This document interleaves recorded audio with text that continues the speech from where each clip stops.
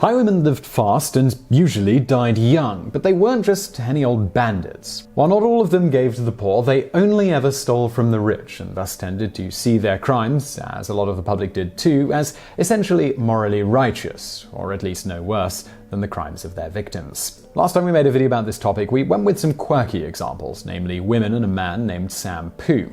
But as commenters were quick to point out, this left some glaring omissions. The best suggestions are who we're looking at in the video today, along with some other big names. Number 10. Willie Brennan, 18th century to, well, no one knows. It's interesting to note how many of the best-known highwaymen, bandits, and bushrangers around the world were of Irish descent. Jesse James, Black Bart, Ned Kelly, and others could all trace their roots to the Emerald Isle.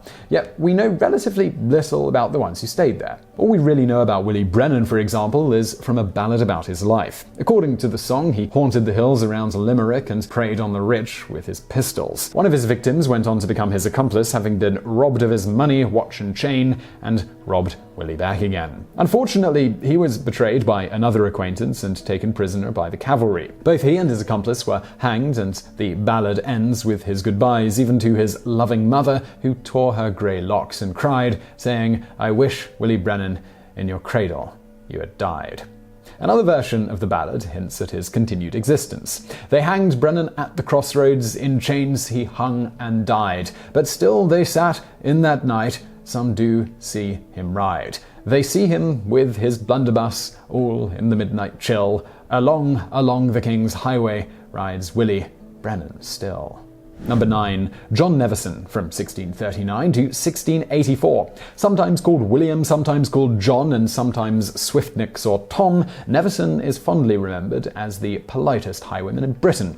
Like so many others, he robbed from the rich and gave to the poor, but always in the politest possible way. He didn't even consider it theft, but rather a quarterly tribute on all the northern drovers. In return, he promised to protect them from bandits. Nowadays, he's probably best known for his daring evasion of capture in 1676, a story that became so legendary in its own right that other highwaymen often took credit, including Dick Turpin, who wasn't even born at the time. Having been identified in a pre-dawn hold-up down south, Nevison fled back up north to secure a watertight alibi, gambling on Boles with the Lord Mayor of York just 15 hours later. Since nobody thought it was possible to ride 227 miles in so short a time, and since the Lord Mayor himself could attest to Nevison's whereabouts, the well-heeled highwayman was allowed to go free. In the end, though, following a number of other close shaves, he was betrayed by an innkeeper and arrested while drunkenly asleep in a chair. Tried for highway robbery as well as the murder of a constable, he was hanged at York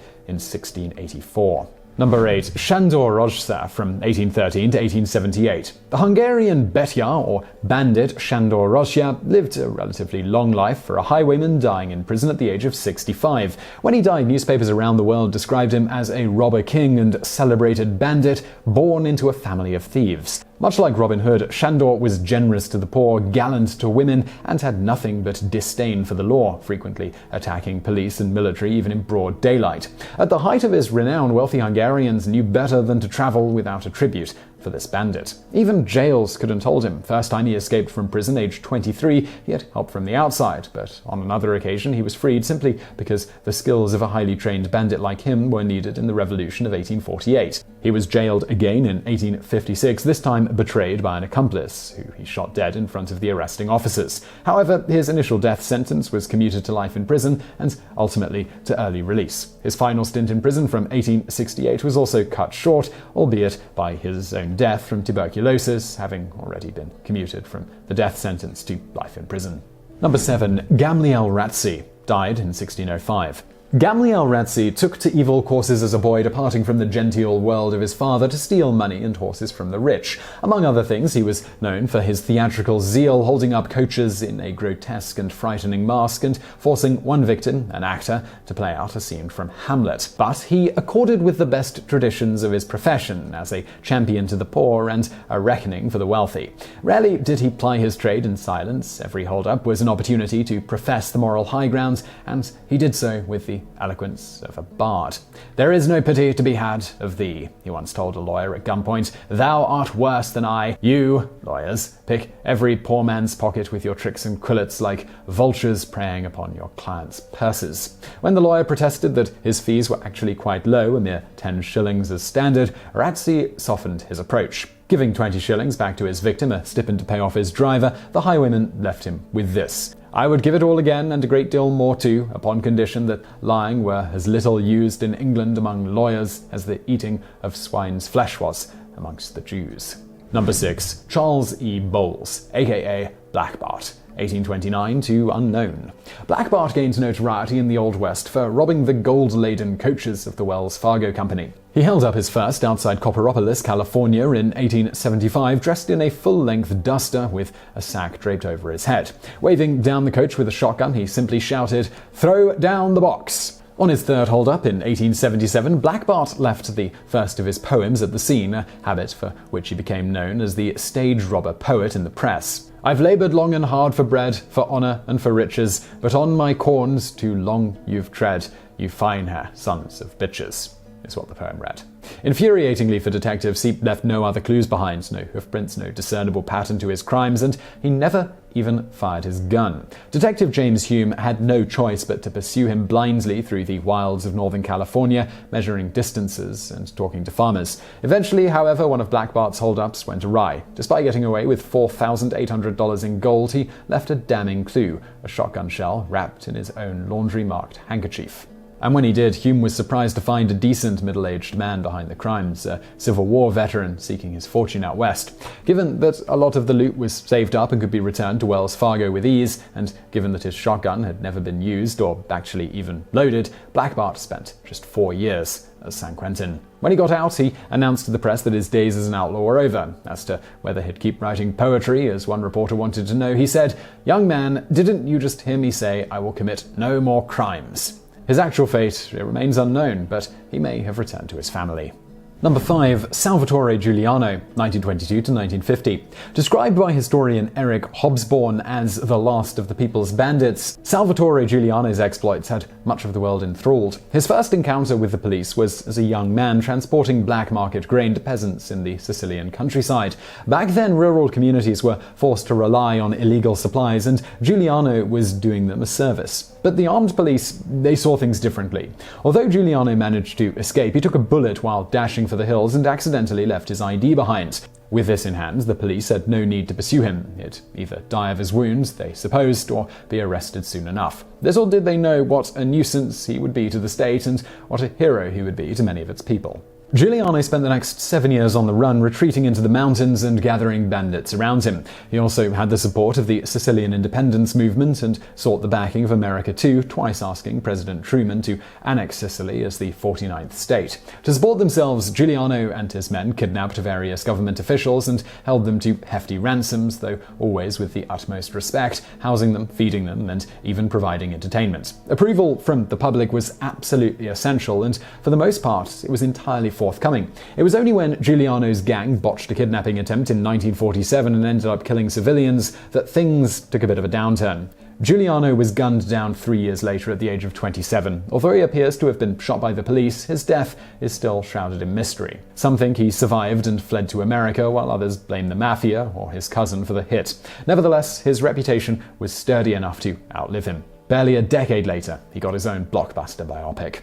Number 4. Claude Duval from 1643 to 1670. A Frenchman by birth, Claude Duval travelled to Britain as a page to a person of quality. He had made friends with highly placed exiles in Paris during the English Civil War, and in spite of his humble origins, developed the manners and bearing of an English noble gent. He wore fashionable clothes, knew how to woo ladies of practically any social class, and never used any violence against his victims. He was known as the gallant highwayman, an eternal feather in the cap of highway gentility. He also liked playing the flute. When a noblewoman whose coach had stopped took out hers to start playing, apparently to calm herself down, Duval enthusiastically joined in. Complimenting her on her skill, he even got her to join him for a dance. It was almost as an afterthought, a mere formality of the trade, that he made off with £400. Payment, he told her gobsmacked husband, for the exquisitely impromptu show. He was eventually caught and sentenced to death, having been arrested while drunk at a tavern. Despite numerous pleas from his mostly female admirers, and even a plea from King Charles II, the judge refused to grant a reprieve. In fact, he was so adamantly opposed to the young man's continued existence that he threatened to resign if he lived. Duval was only 27 when he was hanged at the Tyburn gallows, but his funeral was lavish and well attended, and his epitaph appropriately poetic. It finished with the lines, "Old Tyburn's glory, England's illustrious thief, Duval, the lady's joy, Duval, the lady's grief."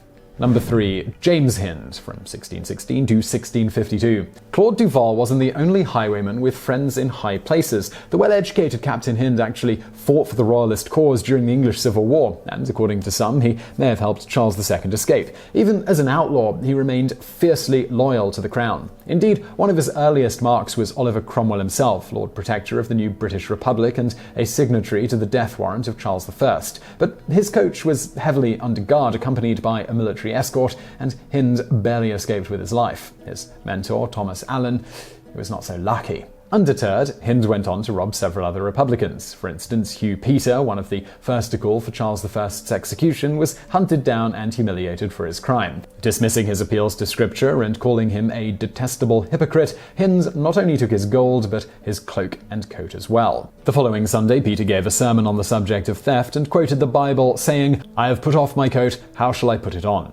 But he wasn't to get the last word. The congregation wasn't sympathetic. When someone shouted, "I believe there is nobody here can tell you unless Captain Hind was here," the whole church exploded in laughter. Next up was John Bradshaw, who, as a judge, had given Charles I the death sentence. Hind overtook his coach in the black of night and loomed over the man inside, saying, "I fear neither you nor any king-killing son of a whore alive. I have now as much power over you as you lately had over the king, and I should do God and my country good service if I made the same use of it." But he didn't. Instead, he took Bradshaw's money, killed his horses, and left him stranded at the mercy of other bandits. Hind was finally arrested after the Battle of Worcester and hastily locked away. Although by rights he should have been freed under Cromwell's own 1652 Act of General Pardon and Oblivion, an amnesty for defeated royalists, he was no ordinary case. Charged with high treason, he was hanged, drawn, and quartered, so a chunk of his corpse could be spiked over each of the gates of the city.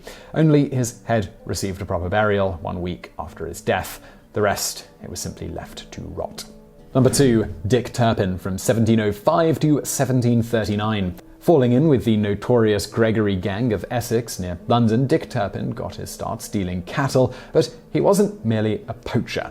In 1735, he was involved in the burglary of an Edgware farmhouse, where a gang stripped and tortured a 70-year-old farmer by pouring scalding hot water on his head and forcing him to sit on a fire. When the gang fell apart in 1735, Turpin tried his hand as a highwayman. He went on to become one of the best-known bandits of his day, making off with hundreds of pounds worth of loot. But he didn't stick it out for long. After killing a man to avoid capture in 1737, he fled up north, changed his name to John Palmer, and supported himself by stealing horses. Then, for whatever reason, he decided to shoot a cockerel in the street and wave the gun at his landlord, threatening to shoot him. For this, he was jailed at York Castle. However, since he hadn't been identified as Dick Turpin, all was not yet lost. That was not until he wrote to his brother-in-law for help, and Turpin's old schoolmaster recognized his handwriting at the post office. For his crimes as an outlaw, Turpin was sentenced to hang at the age of 33. But fate, it had another cruel twist in store. It was a fellow highwayman, one Thomas Hadfield, who served as executioner at the gallows. In return, Hadfield, a condemned man, was pardoned and allowed to go free. Number 1. Ned Kelly, from 1854 to 1880. Settler families like Ned Kelly's had a hard time in colonial Australia. Despite having been assigned land by the Crown before they arrived, they often found squatters settled there first, and the squatters were not willing to share. Not only were they better connected with more money and resources than most of the impoverished settlers, squatters also had the backing of the police. Hence, the Kellys were on the wrong side of the law by default and were forced to steal livestock in order to survive. Ned himself was in and out of prison from the age of 14, often on trumped-up charges. But the police, they soon hatched a plan to lock him up for good, along with his brother Dan, for allegedly shooting a trooper. They didn't need evidence. The judge and jury were in league with the police. In any case, when they finally tracked the Kelly brothers down in October of 1878, having jailed their mother for aiding and abetting, they had only to provoke them to shoot in self-defense. The Kellys escaped again, but the police got plenty of evidence. The Kelly gang spent the next 2 years as bushrangers, robbing the rich to survive as well as to make their point. On one holdup, Ned left behind a manifesto, the so-called Geraldry Letter, 56 handwritten pages about his background and the cruelties of the state. He also insisted that he never interfered with any person unless they deserved it, by which he meant any person aiding or harboring or assisting the police in any way whatsoever. As far as he was concerned, they were all, quote, big, ugly, fat-necked, wombat-headed, big-bellied, magpie-legged, narrow-hipped, splawl-footed sons of Irish bailiffs or English landlords. As the reward for their capture increased, Ned and his gang holed up at the Glen Rowan Inn in June of 1880. By now, the police just wanted them dead and opened fire on the hotel from the outside. Several innocent bystanders lost their lives along with most of the gang. Although Ned survived, retreating to the bush as the police set the hotel ablaze, he returned before dawn in his makeshift metal armor for one final doomed shootout with the law. Despite his newfound popularity with the public, he was sentenced to hang at the age of 25, uttering the famous last words, "Such is life," or possibly just, "Oh well, I suppose it has come to this." It wasn't for another 130 years that he'd receive a proper burial, though. Against the wishes of his enemies' descendants, Ned Kelly's remains were forensically identified and disinterred from the mass grave they'd been flung into and relocated to his homeland of Greater. The grave has been left unmarked, however, to protect it from grudge-holding vandals. So I really hope you found that video interesting. If you did, please do hit that thumbs up button below. And don't forget to subscribe. We've got brand new videos just like this every day of the week. And if you're looking for something else to watch right now, check out some of our other videos linked to on the screen now. And as always, thank you for watching.